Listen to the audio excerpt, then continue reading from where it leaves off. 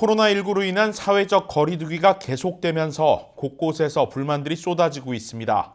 아직 뚜렷한 완화 조짐이 없는 가운데 일상으로 복귀해야 한다는 여론과 아직 위험하다는 여론이 충돌하고 있습니다. KBS 아메리칸 뉴스 오늘 관련 소식으로 시작합니다.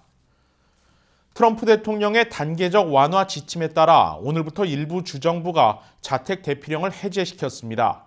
이를 두고 아직은 이르다는 우려와 경제를 살려야 한다는 입장이 맞서고 있는데요.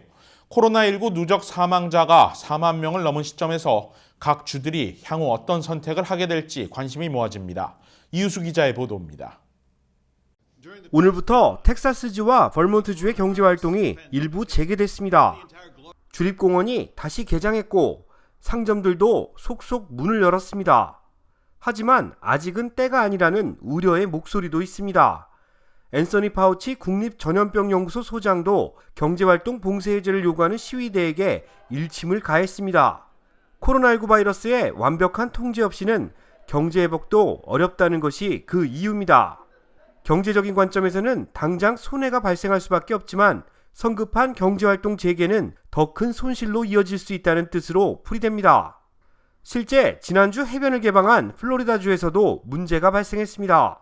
주말에 해변을 찾은 수백만 명의 시민들이 마스크를 착용하지 않았고 사회적 거리두기도 지키지 않은 겁니다. 통제가 없을 경우 자발적인 노력이 뒤따르지 않는다면 확진자 수가 더 늘어날 수 있는 상황으로 보입니다.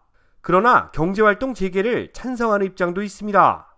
자택 대피령으로 2,200만 명이 넘는 근로자들이 실직했고 GDP의 3분의 1을 차지하는 소매 판매율이 크게 떨어졌기 때문입니다.